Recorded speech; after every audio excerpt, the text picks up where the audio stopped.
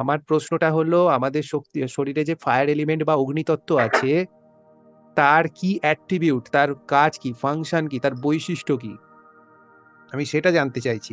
আমাদের রোজ চলার জীবনে আমরা যে রেইকি শিখছি, লামাফেরা শিখছি, আমাদের ফায়ার এলিমেন্টকে ব্যালেন্স করতে বলা হয়। এই ফায়ার এলিমেন্টটা আমাদের রোজ হাঁটতে, চলতে, গান গাইতে, ঘুমাতে, শুতে, জাগতে কোন কাজে লাগে? আর যদি এনার্জি, বিগড়ে যায় বিগড়ে গেলে কোন, কোন কাজে বাধা দেয়? এনার্জিটাতে মানে শুভ এনার্জিটা। শুভ এনার্জি তো ৫ টা এলিমেন্টই শুভ এনার্জি দেয়। কোনটা অশুভ এনার্জি দেয়?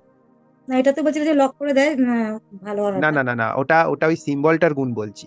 আমি সিম্বলটার গুণ যাচ্ছি না। আমি বলছি অগ্নিতত্ত্বের কাজ, তত্ত্বের কাজ। আমি সিম্বলে যাচ্ছি না। বলে দিচ্ছি। এই ফায়ার ঝগড়াঝাটি এলিমেন্ট এবং অশান্তি। সবে জলতত্ত্ব বিগড়ে গেলেও হতে পারে ঝগড়াঝাটি অশান্তি যদি একটা ফায়ার এলিমেন্টের ঠিকই সঠিকই বলেছেন। বলে দিচ্ছি। মৌসুমী মাইতি এতদিনে ক্লাস করেও চেষ্টা করলেন না। যাই হোক, ফায়ার এলিমেন্ট হলো আপনার ভাইটালিটি। ভাইটালিটি মানে হলো হয়তো একজনের গায়ে শক্তি প্রচুর, কিন্তু বেশিক্ষণ সে শক্তিটাকে মেইনটেইন করতে পারে না। খুব তাড়াতাড়ি সে তার শক্তি নিঃশেষিত হয়ে যায়। হয়তো সে একবারে ৫০ কেজি চাগিয়ে নিল, কিন্তু ১০ পা হেঁটেই হাঁপিয়ে গেল। কিন্তু আরেকজন আছে যে হয়তো ৫০ কেজি চাগাতে পারছে না, ২০ কেজি চাগাচ্ছে কিন্তু ৬-৭ ঘন্টা আরামসে কাজ করে দিচ্ছে। বুঝতে পেরেছেন? ভাইটালিটি মানে হলো কনস্ট্যান্ট এনার্জিটার একটা স্টেবিলাইজার। যেমন অনেকের ঘরে কারেন্ট আপ ডাউন করে বলে একটা স্টেবিলাইজার লাগানো হয়।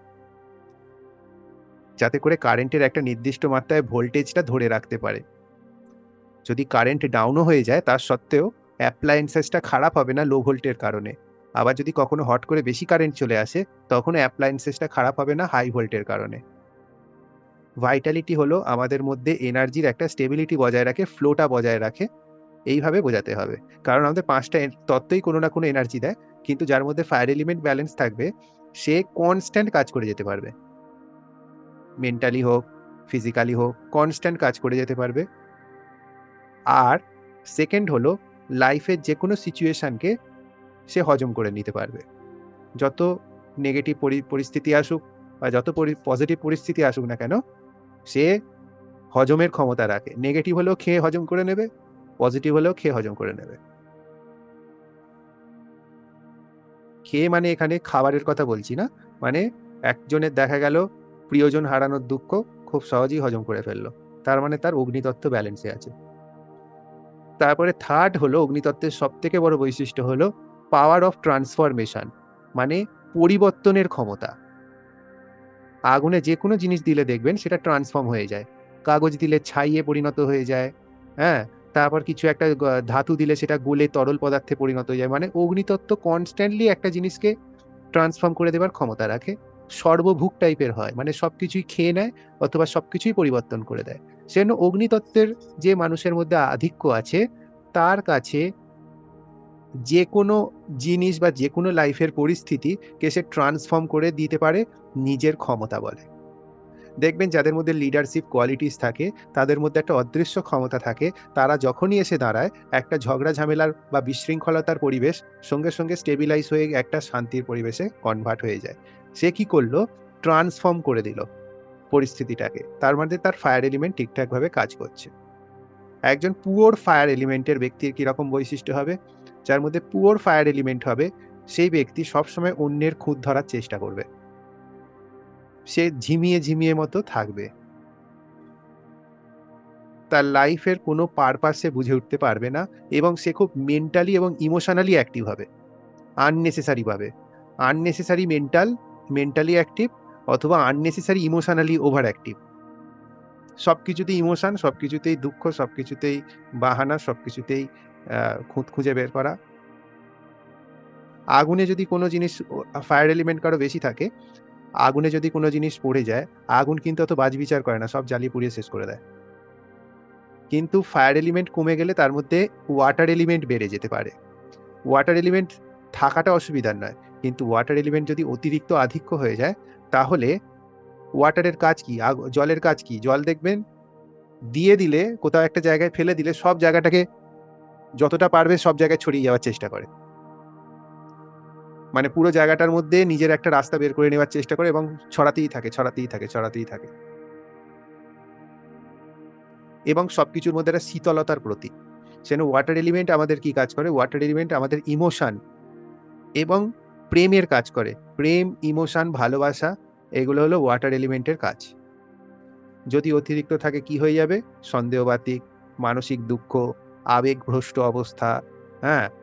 তারপরে জেলাসি এসে যাবে, ঈর্ষা কাজ করবে, ফল্ট ফাইন্ডিং টেন্ডেন্সি চলে আসবে, সবকিছুর মধ্যেই খুঁত ধরবে। লাইফের ডাইরেকশনলেস হয়। জল কিন্তু ডাইরেকশন পায় না। জলকে ডাইরেকশন দেয় কিন্তু মাটি। কারণ মাটির ঢালের উপরেই জলের গতি নির্ধারিত হয়। জলের নিজস্ব ডাইরেকশন নেই। জলকে ছড়িয়ে দেবেন, দেখবেন ও নিজের মতো যে কোনো দিকে যেতে পারে। সেজন্য ফায়ার এলিমেন্টটাকে আমাদের বডিতে লামাফেরার অ্যাডভান্স লেভেলে মানে সেকেন্ড ডিগ্রিতে এই বিশেষ সিম্বলটা দিয়ে লক করে দেওয়া হয়। তার ফলে ব্যক্তিটার মধ্যে একটা ব্যক্তিত্বের অনুভূতি হয় এবং তার অপ্রয়োজনীয় আবেগ এবং ইমোশনগুলো ধীরে ধীরে আসা বন্ধ হয়ে যায়। এবং অনেকে অরা লক করার পদ্ধতি বলে, এই করবেন অরা লক হবে, হয়। কিন্তু লামাফেরার যে সেকেন্ড ডিগ্রি শিখে একবার নিজের হিলিং করে নেবে, সেই যে অরা লক হওয়ার যে ক্যাপাসিটি এই পদ্ধতিটার মধ্যে আছে, সেটা সাধারণ অরা লক করার পদ্ধতির থেকে বহুগুণ আগে এই সিম্বলটার জন্য, যেটা আমি এখন পড়াচ্ছি। এরপরে নেক্সট সিম্বলের কাজ হলো, সেটা হলো বায়ুতত্ত্বের হিলিং করে। আচ্ছা, বায়ুতত্ত্ব এখানে যারা আছেন পুরানো স্টুডেন্ট, মৌসুমী মাইতি আপনি বলতে পারেন বায়ুতত্ত্বের কাজ কি? মানে রোজগার জীবনে কৈলাসবাবু বলুন, যত পুরানো স্টুডেন্ট আছেন আমাকে সারাক্ষণ কেউ না কেউ প্রশ্ন করেন, তাদের মধ্যে কেউ মাইক অন করে ভুল হলে ভুলই বলুন, বায়ুতত্ত্বের কাজ কি? হিলিং লেভেলে বা বলতে পারেন বা রোজগার জীবনে বলতে পারেন, হাঁটতে চলতে উঠতে বসতে। বায়ুতত্ত্ব কি কাজে লাগে? মন স্থির করে। কি তৈরি করে? মন স্থির করে, মনকে মনকে স্থির করে, কনস্ট্যান্ট। স্থির করে। মনকে স্থির করার কাজ বায়ুতত্ত্ব মনে হয়? বায়ু তো এমন একটা জিনিস মনে হয় সব থেকে অস্থির তত্ত্ব। বায়ুতত্ত্ব সম্পর্ক বা নেটওয়ার্ক তৈরি করে বললে ঠিক ছিল। কারণ বায়ুতত্ত্ব হলো সংযোগ, কানেক্টিভিটি। বায়ুতত্ত্ব আর একটা জিনিস হয় যেটা আমাদের শ্বাস প্রশ্বাস, জীবন ধারণী শক্তি। আরো যদি আপনি বায়ুতত্ত্বকে এক্সপ্লোর করেন তাহলে আপনার কমিউনিকেশন পাওয়ার, কথা বলার শক্তি, প্লাস আপনার মধ্যে হিউম্যান কোয়ালিটিস যেমন প্রেম, দয়া, মায়া, বিবেক, আবেগ, এগুলো।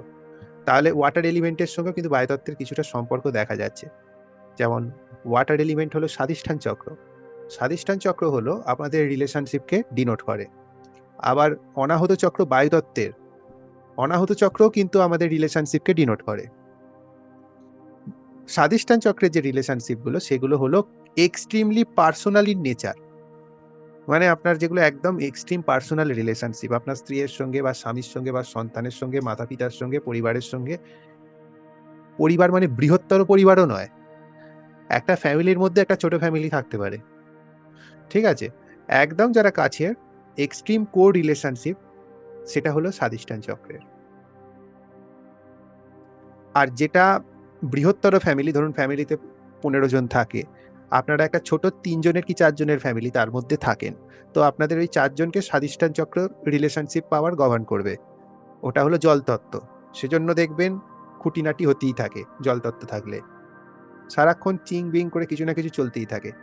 আর বায়ুতত্ত্ব হলো নেটওয়ার্কিং, মানে আপনার বৃহত্তর পরিবার, আরো যে পরিবারের লোক আছে তারা, প্লাস আপনার সমাজ, প্লাস আপনার কর্মজগৎ, বা আপনার যদি ফলোয়ারশিপ থাকে, মানে ফলোয়ার আছে, আমার এত ফলোয়ার, আমার অত ফলোয়ার, তো ফলোয়ারশিপ বা আপনার যে এমপ্লয়িজ যে আপনার কথা শোনে, বা আপনার যে ক্লায়েন্ট বেস আছে, সেগুলো হলো সব আপনার অনাহত চক্র।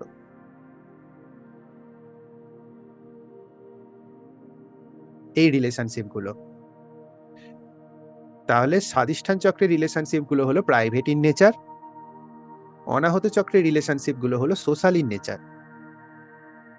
তাহলে বায়ুতত্ত্ব বিঘ্নিত হলে আমাদের যে নেটওয়ার্কিং সাইটগুলো থাকে সেগুলো ধীরে ধীরে লুজ হয়ে যায়। মানে আপনাকে লোক কম খুঁজবে, কম খোঁজ খবর রাখবে, আপনাকে আপনার কাছে এসে কম পড়বে, মানে আপনার নাগালের বাইরে চলে যাবে, ঠিক আছে? এগুলো হলো আপনার অনাহত চক্রের বায়ুতত্ত্ব। বায়ুতত্ত্বের আরো কাজ আছে। বায়ুতত্ত্বের সব থেকে বড় কাজ হলো ইন্টেলিজেন্স। বুদ্ধির তীক্ষ্ণতা,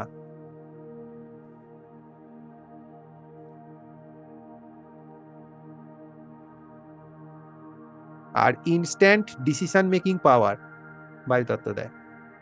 বায়ু তো সব থেকে তাড়াতাড়ি সুইফটলি প্রবাহিত হয়, সবথেকে 5টা তত্ত্বের মধ্যে সব থেকে ফাস্ট।